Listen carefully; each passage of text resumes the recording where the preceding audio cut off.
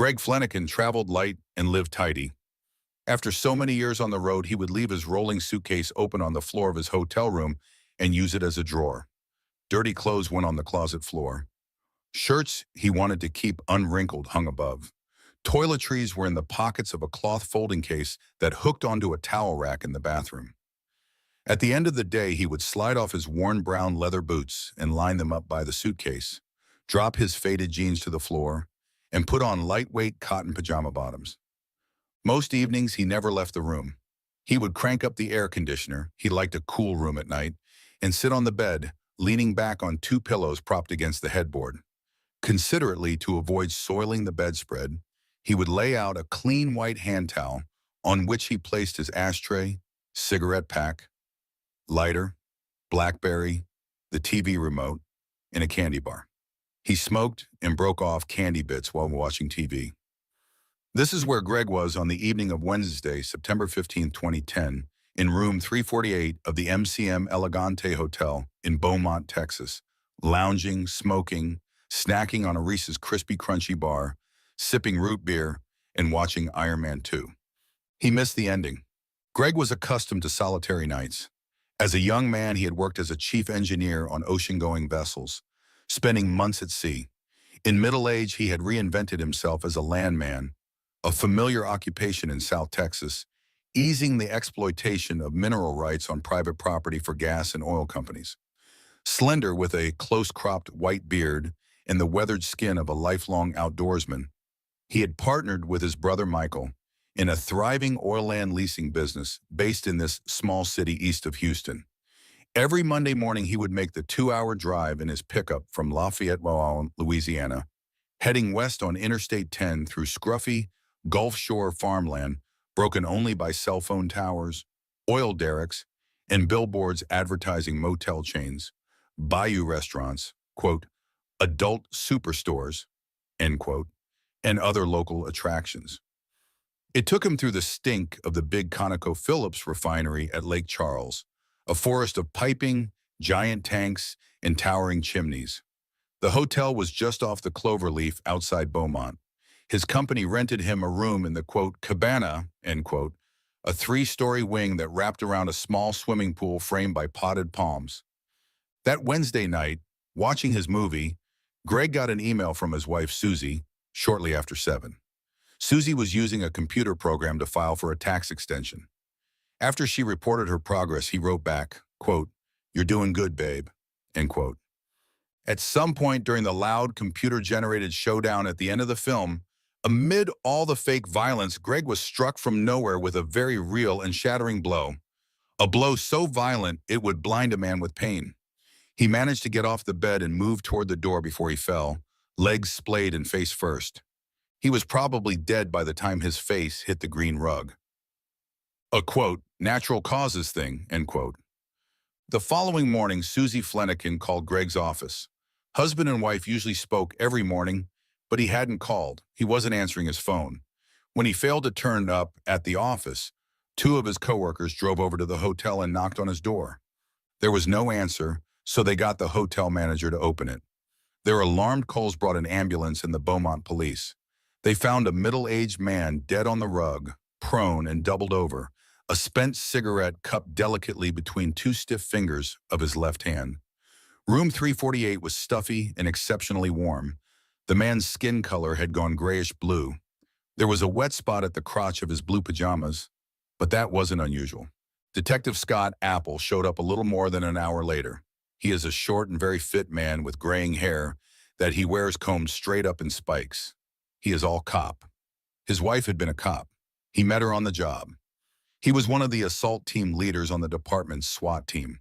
He is one of those men who never stop working. But there was little here to interest him. No sign of a break-in or struggle, nothing disturbed in the room, no blood or obvious wounds. Fleniken's wallet was still in the back pocket of his jeans and had a stack of $100 bills in it, so robbery wasn't an issue. Those staying in nearby rooms had heard nothing. As Apple questioned the neighbors, he told them it was probably a, quote, natural causes thing, end quote. Sad. He poked around Fleniken's bags, looking mostly for pills, some clue to his collapse. There were none. Susie and Michael later told him that Greg never went to a doctor. He was a stubbornly independent man, suspicious of authority and unmoved by the modern passion for health and fitness. He did not exercise. He had chain-smoked his entire adult life and had the nagging cough to prove it. He neither drank nor ate to excess, but did both freely. It was easy to conclude that his choices had simply caught up with him. Susie was ready to believe it. She was shocked and grief-stricken, but she accepted that, for Greg, sudden death was a possibility. In fact, she took some solace in it. He had checked out on his own terms. Many times she had heard him remark, upon hearing of someone's dying suddenly, quote, "Lucky bastard. That's how I want to go," end quote. And so he had. At the hotel, the police saw the death as routine. A photographer snapped pictures to make a record of the scene, and the body was driven by a transport service to the Jefferson County Medical Examiner for an autopsy. The only mystery here appeared to be medical, and it was likely a minor mystery at that. Dr. Tommy Brown had a time-tested method. It took him 45 minutes to conduct a post-mortem exam, inspecting a body inside and out, measuring and weighing organs, all the while describing what he found and noting the metrics that fleshed out the official form. He was all business, crisp, efficient, and confident. Brown was thin and bald on top and had a spray of unruly white hair on the sides that gave off a mad scientist vibe. He did everything fast. He even talked fast. He was a local character, part of the legal landscape in Jefferson County, and a respected one. Where death was concerned, in this corner of Texas, Dr. Tommy Brown's word was law. The circumstances of Greg Fleniken's death, as reported, were unremarkable. On the table before him was a 55-year-old Caucasian male who appeared to be in decent shape. After methodical inspection, the only marks Brown found on the body were a 1-inch abrasion on his left cheek, where his face had hit the rug, and curiously, a 1/2-inch laceration of his scrotum. This was interesting. The sac itself was swollen and discolored, and around the wound was a small amount of edema fluid. The bruising had spread up through the groin area and across the right hip. Something had hit him hard. The story his body told grew more intriguing.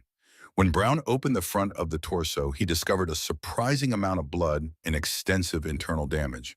A certain amount of partly digested food had been torn from his intestines. The doctor found small lacerations there, and on the stomach and liver, as well as 2 broken ribs and a hole in the right atrium of his heart.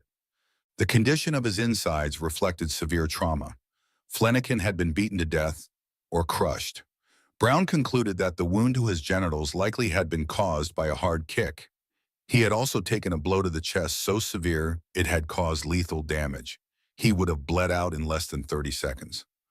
On the official form, next to, quote, "manner of death," end quote, Brown wrote, quote, "homicide," and, quote, "Who done it?" When he got this surprising news, Detective Apple called Brown immediately for an explanation. The doctor told him that the man in 348 had suffered the kind of severe internal injuries he was more used to seeing in crash victims or in someone found under a heavy fallen object. There are not that many murders in Beaumont. Greg's was one of 10 that year, which was about average. Most are not mysterious. Detective work was usually a matter of doing the obvious, interviewing the drunk boyfriend with gunpowder on his hands, or finding the neighborhood drug dealer who was owed money. A case like this was a once-in-a-career event. If you enjoy working a stubborn whodunit, which Apple does, then this one was an exciting challenge. But the problem with the hard cases is that they are indeed hard. Over the next weeks and months, Apple chased down every angle he could imagine to explain the death of Greg Fleniken. But about 6 months into it, he was stuck. The physical evidence didn't add up. Unless Greg had been beaten to death elsewhere, and his body had been returned to the room and carefully placed on the rug, nothing about the scene added up to a crime. How does a man get beaten so severely that ribs crack, inner organs tear, and the heart ruptures, all without significant damage to his torso? Other than the bruising and the cut at his crotch, Fleniken's outer body showed no signs of a beating. And how could such a rumble have taken place in the hotel room without a thing being toppled or even disturbed? Without anyone in adjacent rooms hearing a thing? And there was no answer to the all-important question. Why? Greg appeared to have had no enemies. Apple talked a lot to Susie. She had been in her 20s, a singer in a rock band, when she met Greg. She clearly adored him. Susie was a delightfully offbeat Southern belle, buxom and pretty and warm and oh so deferential, but also, in that time-honored Southern way, stubborn as a tick. She was heartbroken and furious at the same time. Greg was the nicest man she had ever met. He was so nice she had married him twice. First as kids, and then, after parting ways for a number of years, again in middle age. When Susie first called him again after that separation, he said, quote, "I've been waiting for you to call," end quote. They had been married the second time for 15 years. His brother and co-workers said he had been universally liked in their company. His life at the Eleganté rarely intersected with anyone else's. He went to his room early in the evening and usually stayed there by himself until morning. Greg had never been seen down at the bar. He did not socialize or drink a lot or pick up women. So this was not a drunk. This was not a philanderer or a man who got into fights. This was a decent, honorable, smart, and successful man whom people liked. The sort of man nobody would murder, yet somebody had. Through the fall and into the winter of 2010, Apple pursued a number of possibilities. Maintenance records showed that at some point early in the evening of his death, while cooking prepackaged popcorn in the microwave, Greg had inadvertently blown an electrical circuit. The outage had affected the adjacent room, 349, and the rooms directly underneath. Greg had called the front desk to report the outage and confessed his role sheepishly to the man who had come up to reset the breaker. This led to two theories. The first involved sex. The Eleganté maintenance man happened to have a rap sheet as a sex offender. Might the puncture wound to the scrotum and internal injuries have been caused by a long screwdriver? Some sort of bizarre and kinky assault? Apple spent a lot of time talking to the maintenance man and looking into his background. But this theory never advanced beyond wild suspicion. The second theory involved a group of union electricians staying at the Eleganté, a number of whom had been in the room next door, room 349, on the night Greg died. They were in town for an extended stay, doing a job for an oil company. At night, they tended to assemble in one another's rooms to drink. What if some of them had been partying next door when their electricity went out? Might one or more of them have knocked on Greg's door and, perhaps drunk and annoyed, exchanged words with and then assaulted him in the hallway? Could Greg, badly beaten, have returned to his room and then collapsed? Some of the electricians had been questioned on the day the body was found, but none of them said they had had any interaction with the man in 348. 9 days after Greg's death, Apple and a colleague returned to the third floor of the cabana wing to question some of these same men again. Apple was wearing a hidden video camera. The men they encountered were friendly and appropriately curious. Quote, "What happened to that guy anyway?" End quote. Asked Lance Muller, a sharp-featured man with dark, thinning hair, dressed in a t-shirt and blue jeans. Muller was the man registered in room 349, along with a roommate, Tim Steinmetz. Quote, "Hell, I don't know," end quote. Apple said, honestly, quote, "That's what I'm trying to find out. It was almost like something fell on him or something. We're just trying to see if somebody heard something, or maybe if somebody knows somebody heard something, or maybe if somebody messed with him," end quote. Muller and Steinmetz had nothing to offer. The two electricians said they thought they had heard the man in the next room coughing when they returned from the bar. Miss Muller seemed as confused as Apple was about the idea that something had crushed the man. Quote, "There's nothing in these rooms heavy enough," end quote, he said. Down the hall, they found three more of the electricians, Trent Pisano, Thomas Elkins, and Scott Hamilton. The men were friendly and tried to be helpful. One said that when he had seen the body on a gurney in the elevator, he had first assumed they were caterers delivering a cake or a big food tray. Quote, "That's a better thought," end quote, said Apple. Pisano said he had been in the room with Muller and Steinmetz that night, but hadn't seen anything. The electricians handed over their driver's licenses and gave Apple their cell phone numbers. They would be in town for a few more months if anything came up. Happy to help. Weeks went by, months went by. Apple worked any theory he could imagine. He considered the possibility that Susie had had her husband killed. He considered Michael Fleniken, Greg's brother and partner. There was nothing that even hinted at either person. Who doesn't love a mystery solved? It creates order from disorder, salves our ache for moral balance. An unsolved mystery is like a stone in your shoe. That is where the case of the body in room 348 was by the end of 2010. Scott Apple was stymied. Hoping to unearth something new, in November the family had put up a $50,000 reward. It produced nothing. Michael hired a private detective from Houston, a former FBI agent. Apple met with the man and reviewed the case. That was the last he saw of him.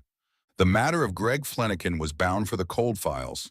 It would be just another sad box of notes and evidence stored in the Jefferson County Courthouse. A fresh pair of eyes. Ken Brennan took Susie's call on the golf course. She was surprised that he picked up the phone himself. Quote, Ken Brennan speaking, end quote. Quote, oh my God, you don't have a secretary, end quote, Susie asked. She was flustered. The detective had answered on the first ring. She could barely get the story out. Greg's death, the coroner's finding, the dead end. He asked her to send him some files. He'd take a look.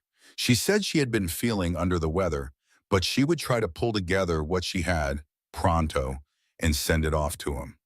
Quote, well, end quote, said Brennan, quote, you need to fucking take care of yourself, end quote. Like everything Brennan says, this came in a thick New York accent and a voice that sounds like it's strained through a cubic yard of gravel. It was a no bullshit, you better listen to me command that was all the more startling because he had said something tender. It endeared him to Susie immediately. Brennan is a former Long Island cop and DEA special agent who now makes a good living as a private detective in Florida. That's why he was on the golf course in February. He is pushing 60, still solid, and always tan and stylish, in the South Florida manner. Blue-eyed, thick-necked, and ruggedly handsome, he is partial to lightweight, short-sleeve shirts that show off his torso and big arms.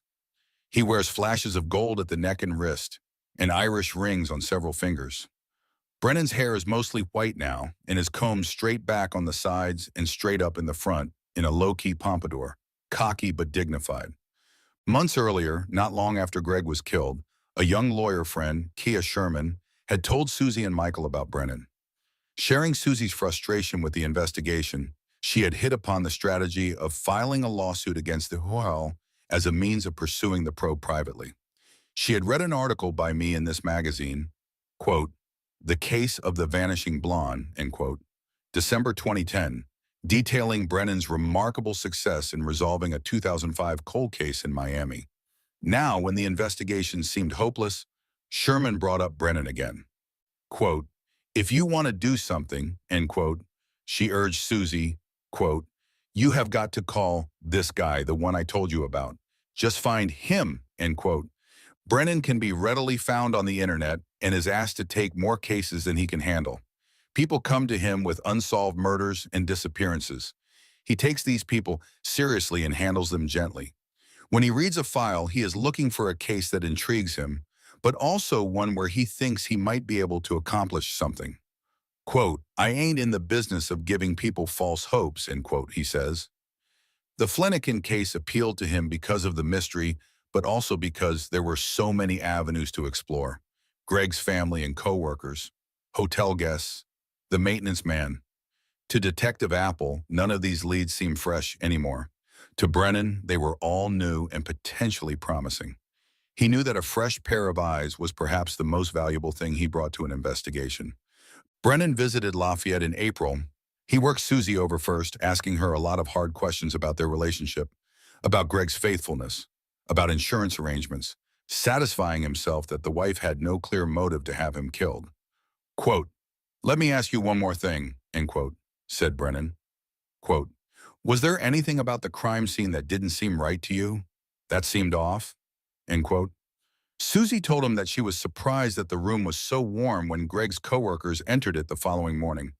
Her husband liked to crank up the AC at night. Then Brennan went home and made arrangements for a second trip to Beaumont. Apple came out to a sports bar late to meet him. The two men ate and talked. Brennan told Apple what he always tells the cops he meets in his work. Quote, listen, I'm not a maverick. I don't go doing things half-cocked. If I decide we're going to do this, we're going to do it as a team. There's nothing I'm going to do that you're not going to tell me about it, and there should be nothing that you're going to do that I don't know about. The one thing I won't do is fuck up your case. I've been doing this a long time, but I also know that you're the guy in charge here, so it's your case." End quote. Part of what was going on was Brennan checking out Apple. Quote, "I don't want to work with somebody I don't like," end quote. He told me. He prides himself on being able to read people very quickly.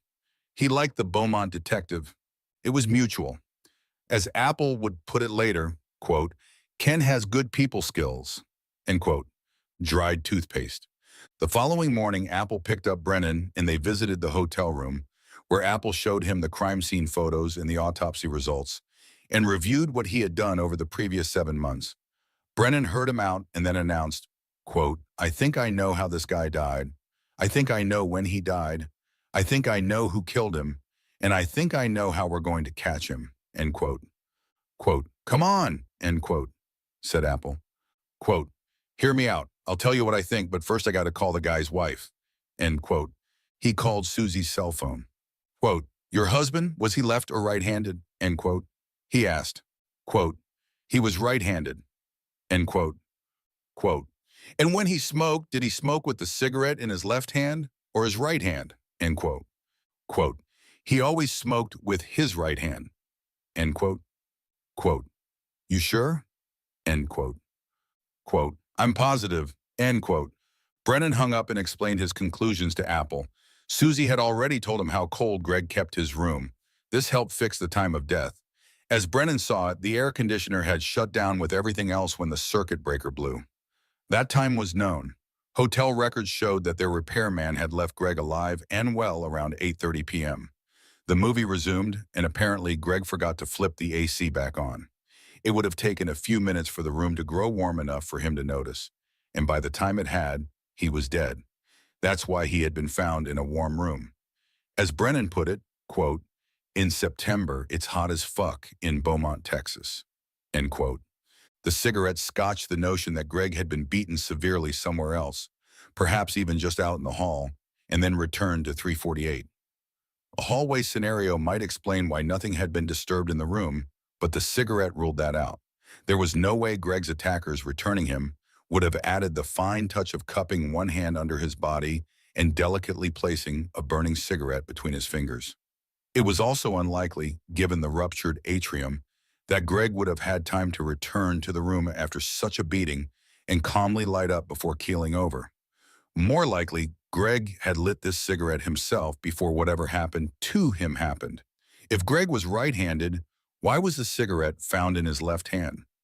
As Brennan pieced it together, examining the state of the room, Greg had gotten up from the bed and headed toward the door, shifting the cigarette to his left hand in order to grab the door handle with his right.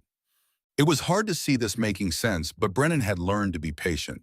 It was a mistake to let what you do not know race out ahead of what you do. A crime was a puzzle. If there was even one small piece that did not fit, the puzzle was incomplete. So he was willing to follow the evidence in unlikely directions, even when the conclusions it suggested were absurd. Greg could not have been beaten to death in his room, the evidence suggested, and yet he had died there, and he had died quickly after sustaining his wounds. Somehow that's what had happened. He didn't know yet how it had happened, but he was convinced that Greg had been quietly minding his own business just minutes, even seconds, before he was killed. This is what led to the electricians, who were close. Their room had been partly blacked out by the blown circuit at the same time Greg's had been. So of all the scenarios Apple had considered, this was the one that made the most sense. The union guys may well have been drunk and may have confronted Greg in the doorway of his room, exchanged words, and kicked him to death right there. He asked Apple if he had interviewed them. Quote, "Yeah, they were nice," end quote, said Apple. Quote, "See anything hinky?" End quote. Quote, No, end quote. Quote, "I'm sure if they were drinking, they had to talk about it to each other," end quote, said Brennan. Quote, "So somebody knows about them. Probably one or two of their close friends or their co-workers are going to know about this," end quote. They next paid a visit to Dr. Brown. Ken wanted to know if the injuries Brown had seen might have been caused by a severe beating. They might have, the doctor said. The laceration of the scrotum could have been caused by a hard kick, especially if the assailant had been wearing steel-toed boots. The electricians next door wore construction boots. Brennan asked Apple to start interviewing men who had worked with the union electricians the previous summer. He returned home to continue inspecting the hotel's surveillance video. It was time-consuming work and not particularly helpful. He calls it, quote, looking to see the to and fro, end quote. The cameras showed Greg coming in from work that evening. They showed several of the electricians making trips to their vehicles in the parking lot. But there was nothing obviously suspicious. When Brennan returned to Beaumont in late May, he and Apple went to see some of the co-workers who had not yet been interviewed. By this time, the union electricians had been gone for 7 months. Apple's efforts with the co-workers had uncovered nothing, but Brennan was convinced it was worthwhile. Human nature being what it was, if any of the electricians knew something about Greg's death, word would have spread. So they made the rounds. Yes, most of the men had heard about the man who died in the Eleganté Hotel. What a shame. Did anyone know yet what had happened to him? All of what these men knew was second or third hand or worse, and was predictably confused. As Brennan would remember it later, one of the crew foremen, a man named Aaron Burkin, had heard something about a gun going off in a boarding house. Quote, no, end quote. Apple corrected him. Quote, that's not the same case. This was the one where a man got in a fight at the Eleganté Hotel, and, quote. Borka had heard nothing about that. As they drove away from Bork's house, Brennan said, quote, we need to go back to the hotel, end quote. Quote, what are we going back there for, end quote. Apple asked, noting that he and Ken had checked out the room thoroughly. Quote, we're going to look for a bullet, end quote. In room 348, they began inspecting the floor, the furniture, the walls, everything. They were both working on their hands and knees, shining flashlights under furniture. They found nothing. Brennan was frustrated because he was now convinced that somehow a gun had been involved. They were about to give up when he noticed an indentation in the wall alongside the closed door that led into the adjoining room. The indentation was a repair job. It appeared to be right where the handle of the door would hit the wall, typical hotel room wear and tear. But when he swung the door open, the knob and the dent didn't quite match. The doorknob touched the wall slightly to the right.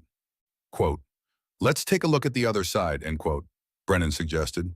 When they got the hotel security guy to let them into room 349, there was no mistaking what they found on the wall there. Brennan stood alongside a small, neat hole in the wall that had been patched with a daub of faintly pink filler that turned out to be dried toothpaste. He measured its height against his hip, then walked back to 348 and measured the indentation. They lined up. A bullet had gone through the wall. The small, neat hole in 349 marked its entry. The larger hole in 348, its exit. Beaumont's crime scene investigators carefully excavated both holes and shined a laser through. The trajectory pointed straight up to the bed where Greg had been sitting, smoking, eating candy, and watching his movie. Brennan said, quote, this motherfucker was shot, end quote. Dr. Brown was not convinced. He had examined the man's body from head to toe, cut him open, inspected his inner organs one by one, and reversed the expectations of the police. With precision and with the insight of years, he had determined that Greg Fleniken died not from natural causes, but from a severe beating. Now they wanted to tell him that his careful and professional observations were wrong, that he had missed, of all things, a bullet wound.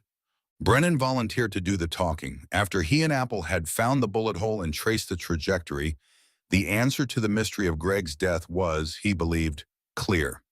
But in order to act, in order to bring Greg's killer or killers to justice, they would have to get the coroner to rewrite his findings.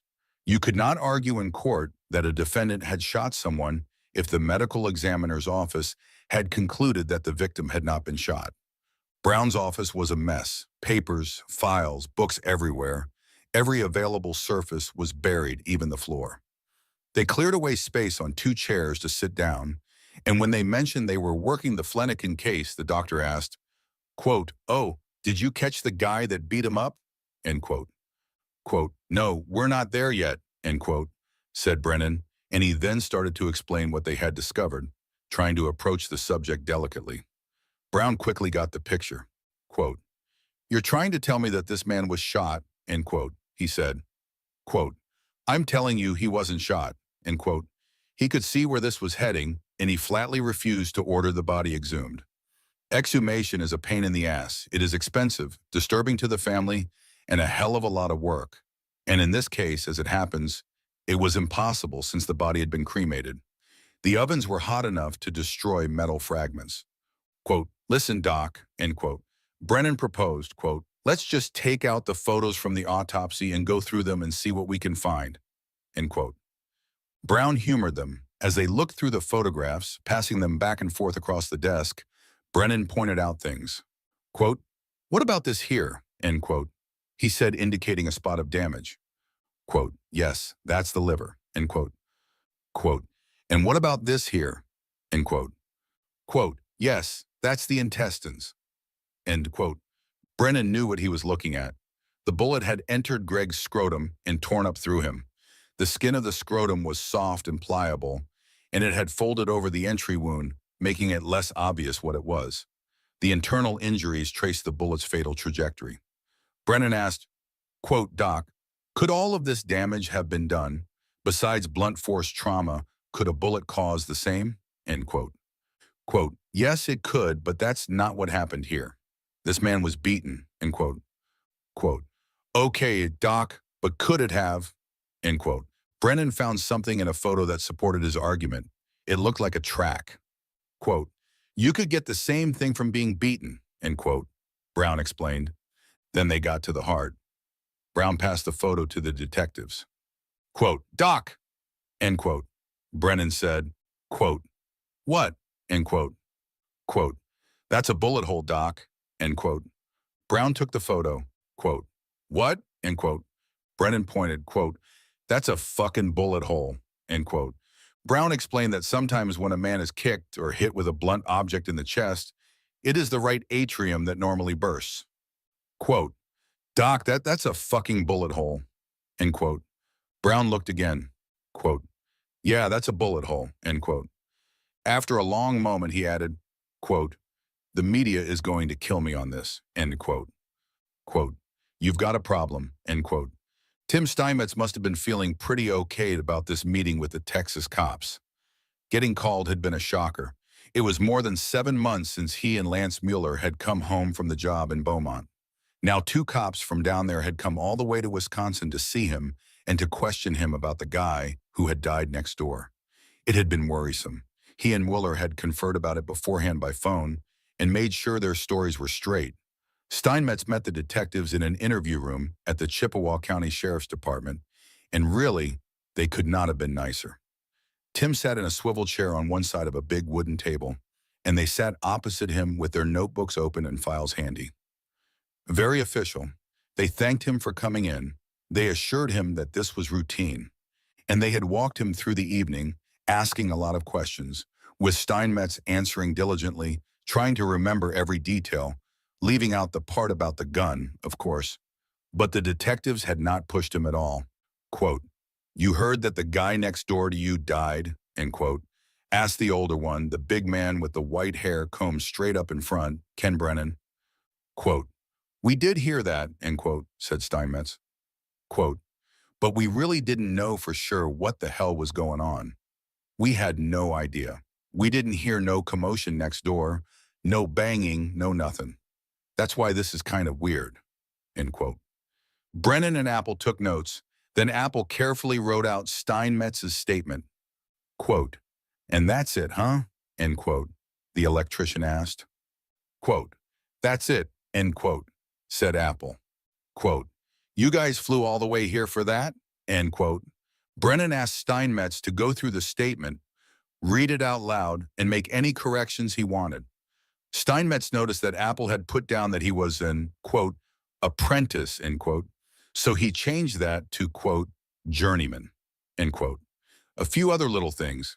He initialed all the places where he made a change. Then they brought in a local cop to notarize the statement right there in front of him. So Steinmetz was feeling pretty good when he stood up to go. Quote, is that it? End quote, he asked.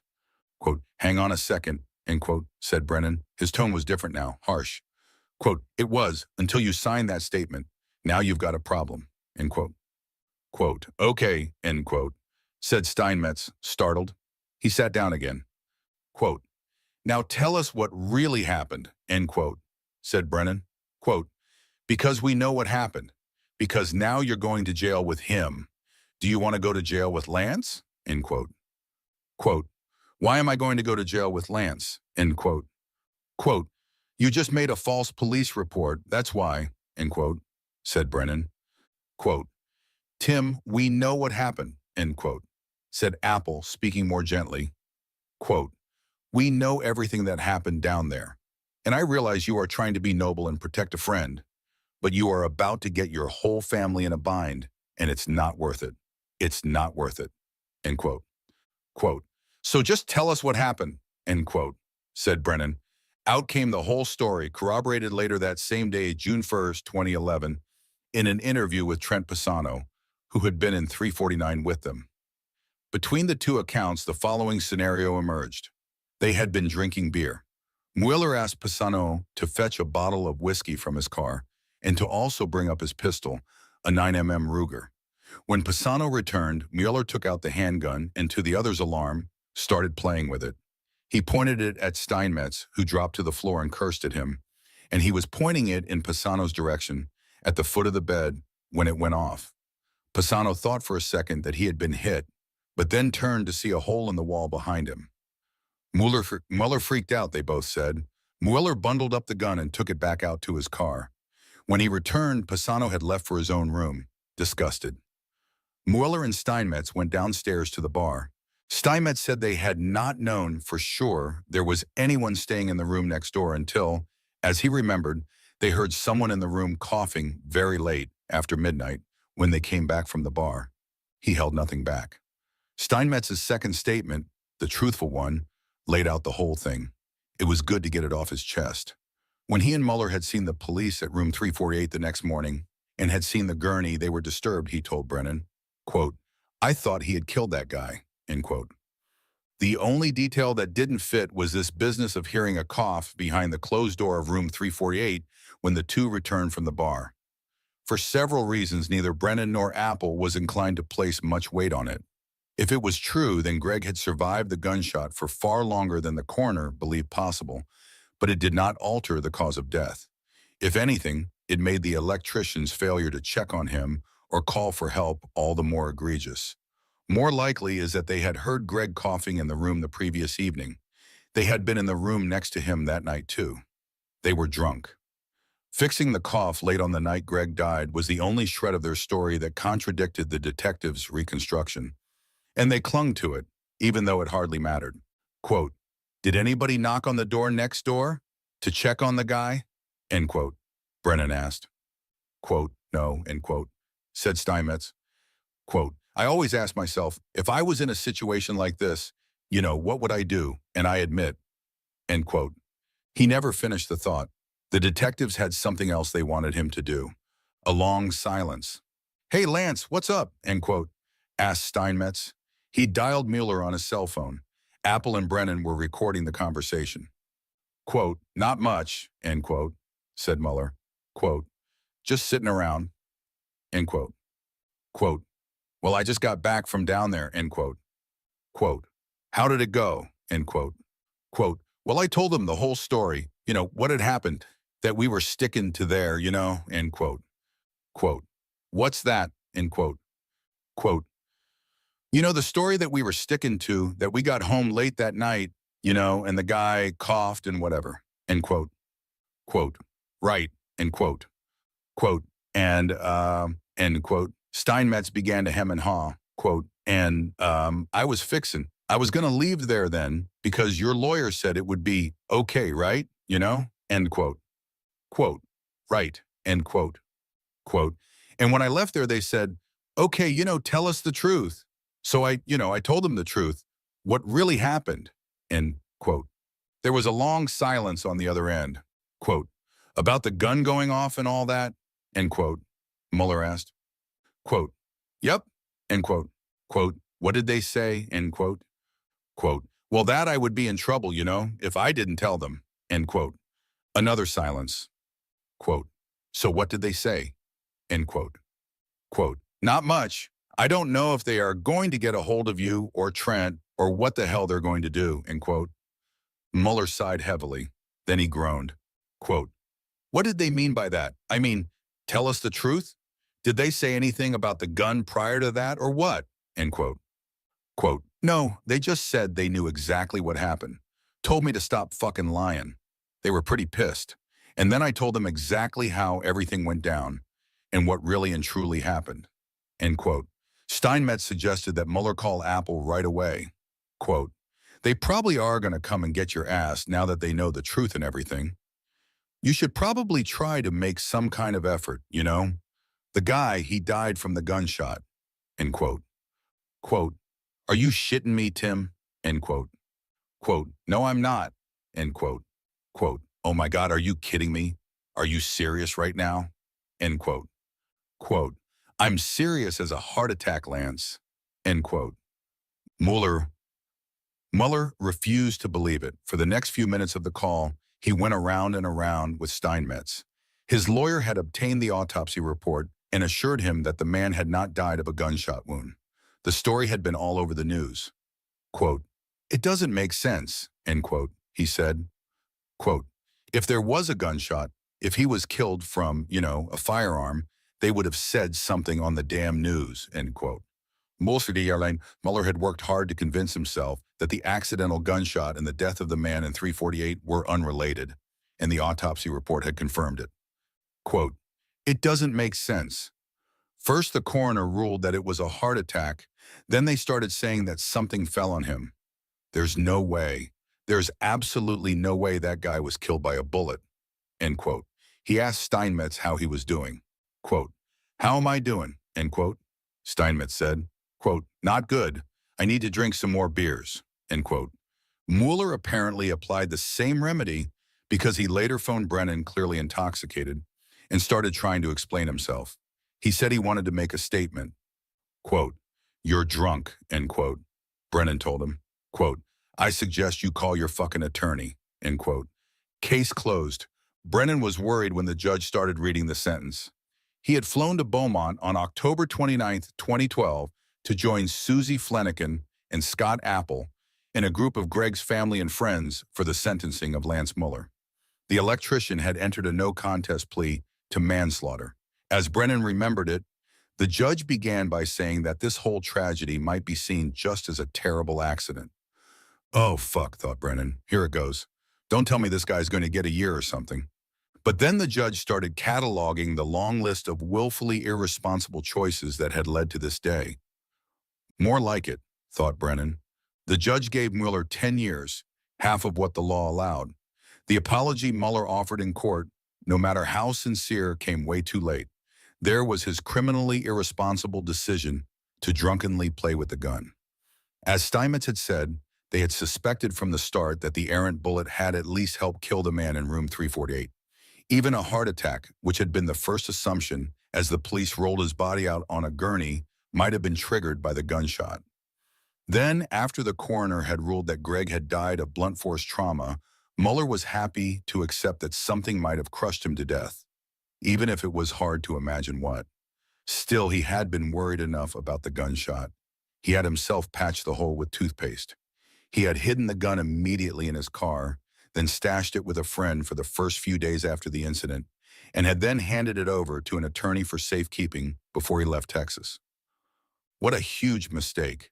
If he had come forward at any time prior to Brennan and Apple solving the mystery, which had taken about 8 months, it is unlikely he would have been charged with manslaughter, much less have gone to jail.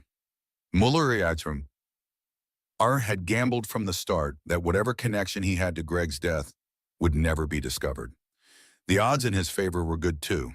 As it was, even after the connection was made, the county district attorney's office had been reluctant to prosecute the case as a felony. Brennan had turned that idea around. When he found out that the prosecutor might opt for a plea deal, he flew to Beaumont and joined a meeting between Apple and Paul Noyola, an investigator for the DA's office. Noyola explained that accidental gun discharges in Texas were not uncommon, and that juries and judges tended to understand them, and that, well, the whole issue of accidental deaths was a fairly gray area of the Texas criminal code. In other words, the whole thing was looking like more of a hassle than a slam dunk. The private detective was indignant. He arranged to bring Susie Fleniken to Beaumont for a meeting with the assistant DA in charge of the case. Among other complications, the ADA told him, Mueller's gun was still locked in the lawyer's safe, and the lawyer was making noises about fighting efforts to have it turned over. Quote, I suggest you go down there with a search warrant and a fucking blowtorch and go get the fucking weapon, end quote. Brennan said, quote, it's evidence of a capital crime. What the fuck are you talking about, end quote. Brennan was pretty worked up. Here's what he remembers saying, quote, the victim was important to everybody here, end quote. He said, gesturing around the table, quote, and we're not going to let this thing be brushed under the rug. Let somebody take a plea on this. This is not a fucking accident. An accident is when somebody comes in, has taken off their gun, there are gun discharges, and God forbid somebody is hit. That's one thing. It's completely different when somebody fucking brings a gun that they shouldn't have into another fucking state, shit-faced drunk, fucking around with a gun. The people with him realize that something bad could happen. He discharges a round, almost kills the guy he's with, and then he does kill somebody on the other side of the wall. He knows that's something that could happen. It's an occupied hotel. He doesn't even bother to knock on the door next door to see if anybody's hurt.